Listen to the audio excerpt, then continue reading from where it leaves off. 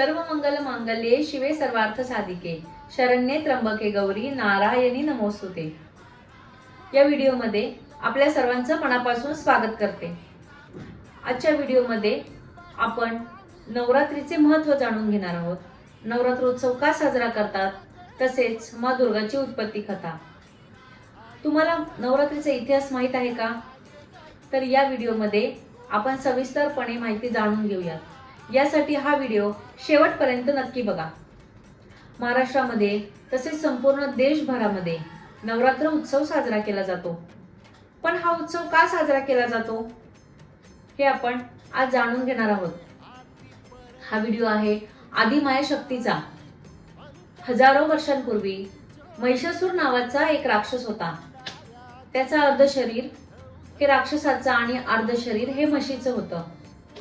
त्याने कित्येक वर्ष ब्रह्मदेवाची घोर तपश्चर्या केली आणि तपश्चर्या केल्यानंतर स्वतः ब्रह्मदेव त्या ठिकाणी प्रकट झाले आणि महिषासुराला म्हणाले, मी तुझ्या तपश्चर्येवर प्रसन्न आहे, तुला हवा तो वर माग।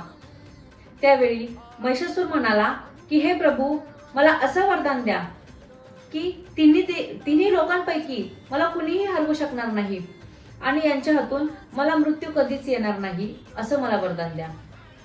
त्यावेळेस ब्रह्मदेवाने तथास्तु म्हणाले। परंतु अखंड सृष्टीची जी रचना आहे ती ब्रह्मदेवाने केली आहे। देवांना सुद्धा माहित होतं की हा महापापी आहे।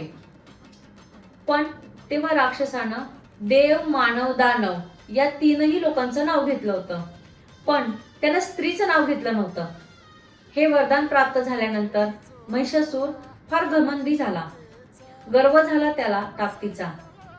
महिषासुराला वाटलं की या अखंड सृष्टीमध्ये या तीनही लोकांमध्ये मला कुणीही हरवू शकणार नाही, मला मारू शकणार नाही, हा गर्व झाला त्याला आणि त्याने देवांवर हमला केला, युद्ध केलं देवांबरोबर।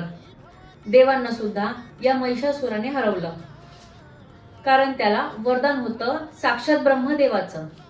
साधू, संत, ऋषी, मुनी यांना सुद्धा पृथ्वीवर मारायला सुरुवात केली। सगळीकडे हाहाकार माजला।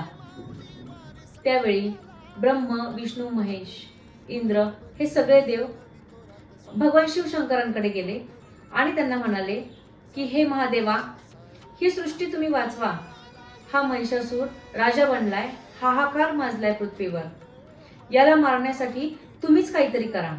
त्यावेळी ब्रह्म, विष्णू, महेश या सर्वांनी एकत्र बसून त्यांनी विचार केला की या महिषासुराला आपण मारू शकत नाही।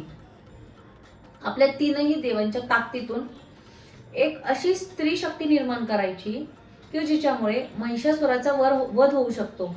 आणि ठरल्याप्रमाणे त्यांनी ब्रह्म, विष्णू, महेश यांच्या ताकदीतून एक सुंदर अशी स्त्री तयार केली आणि ती म्हणजे आदिमाया शक्ती।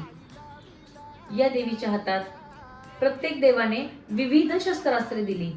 शंख, चक्र, गदा, त्रिशूळ, धनुष्य ही तिन्ही देवांची शस्त्र आदिमायेच्या हातात दिली। ही सर्व शस्त्रास्त्रे घेऊन आदिमाया शक्ती महिषासुराच्या नगरीत गेली। तेव्हा महिषासुराला हे कळालं की मला कोणतरी मारायला इथे येतंय। पण महिषासुराला गर्व झाला होता ताकदीचा। त्याला असं वाटत होतं की मला कुणीही मारू शकत नाही। पण त्यावेळेला दुर्गा मातेने आव्हान दिलेलं महिषासुराला की महिषासुरा, तू बाहेर ये।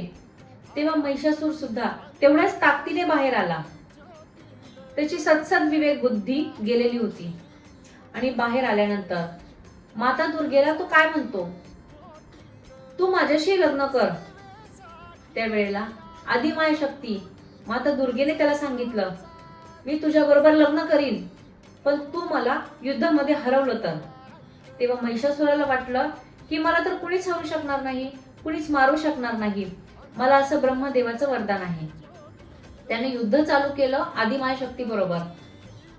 पण समोर आदिमाया शक्ती, जिच्याकडे ब्रह्म, विष्णू, महेश यांची सर्वोच्च ताकद होती, महिषासुराचं प्रत्येक अस्त्र दुर्गा माता नष्ट करत होती। शेवटी आदिमाया शक्तीनं या पापी महिषासुराचा वध केला। तर हे महाभयंकर असं युद्ध 10 दिवस चालू होतं। या महिषासुराला मारल्यानंतर सगळे देव भयमुक्त झाले आनंदीत वातावरण सगळीकडे झालं. त्या दिवशी सगळ्या देवांनी आदी माया शक्तीवर पुष्पवृष्टी केली. तर अशा प्रकारे तेव्हापासून आपण नवरात्र उत्सव साजरा केला जातो. आदिमाय शक्तीची वेगवेगळ्या ठिकाणी वेगवेगळी मंदिरे आहेत.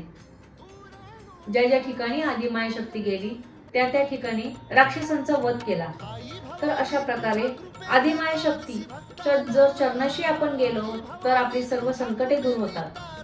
आपल्याला ही नवरात्रीची कथा जर आवडली असेल तर आपल्या चॅनलला लाईक, शेअर, सबस्क्राईब करा आणि असेच नवनवीन धार्मिक व्हिडिओ पाहण्यासाठी बेल आयकॉनवर क्लिक करा. जय अंबे.